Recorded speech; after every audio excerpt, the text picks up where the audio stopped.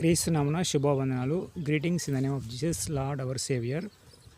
మనం చూసుకున్నట్లయితే 1 కొరింథీ 14వ అధ్యాయము 1వ వచనం, ప్రేమ కలిగి ఉంటకు ప్రయాసపడుడి, ప్రేమను పుట్టినట్లు చూస్తున్నట్లయితే ప్రేమను వెంటాడుడి.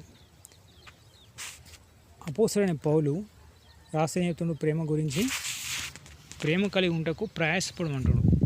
1 కొరింథీ 13వ అధ్యాయం మొత్తం ప్రేమ గురించే ఉంటుంది. కాబట్టి క్రైస్తవుడు అంటేనే ప్రేమ కలిగి ఉండాలి. చూడండి, ప్రపంచంలో ఎంతమంది ప్రవక్తలు ఉన్నారు. గౌతమ బుద్ధుడు, Karl Marx, Alexander the great, చాలామంది ప్రముఖులు ఉన్నారు. కానీ క్రీస్తును ఆదివారం వచ్చినట్టే దాదాపు 400 కోట్ల పైగా మంది క్రీస్తును ఆరాధిస్తున్నారు, స్తుతిస్తున్నారు, ఘనపరుస్తున్నారు. What is the reason? ఎందుకంటే ప్రేమ కలిగి ఉండకు ప్రయాసపడాలి. ఈ క్రైస్తవాత్మ జీవితంలో క్రీస్తు చూడండి తన ప్రేమను వెల్లడి చేసిండు. మరి చూసుకున్నది ప్రపంచవ్యాప్తంగా వార్ జరుగుతుంది. మనం ఇశ్రాయేల్ దేశం క్షేమం కోసం ప్రార్థన చేయాలి. యేసయ్య పుట్టింది ఎక్కడ? బెత్లెహేంలో, పశువుల పాకలో మురికి పుట్టి పెరిగింది.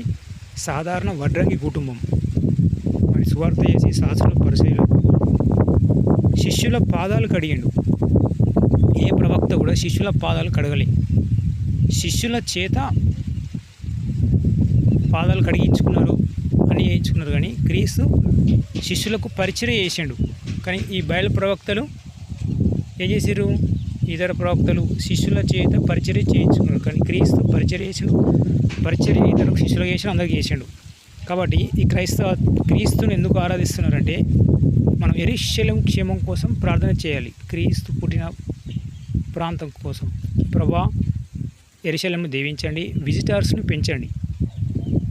ప్రపంచంలో చాలామంది సిక్కు, బుద్ధిస్ట్, హిందూ, ముస్లిం అనేకులు అక్కడ యేసయ్య తీసుకున్న బాప్తిసం ప్రాంతంలో ఎంతోమంది విజిట్లో వెళ్ళి అక్కడ బాప్తిసం తీసుకుంటున్నారు. విజిటర్స్ సంఖ్య పెంచండి.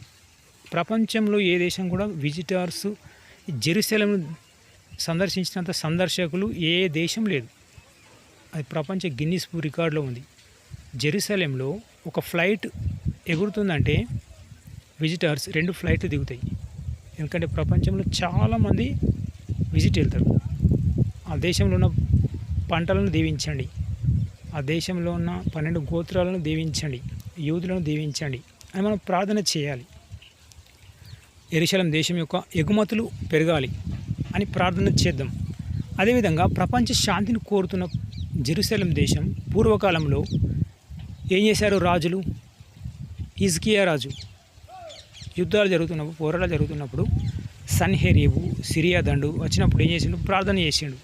దేవుని అందే విశ్వాసం పడి ఉపవాసం చేసి ప్రార్థన చేశారు. చూడండి, యోన ప్రకటన నీవే పట్టణస్తులు ఏం చేశారు? 3 రోజులు ఉపవాసం చేశారు. అదేవిధంగా అపోస్తలుడైన పౌలు సౌలుగా ఉన్నప్పుడు, యూదునిగా ఉన్నప్పుడు ఏం చేసిండు?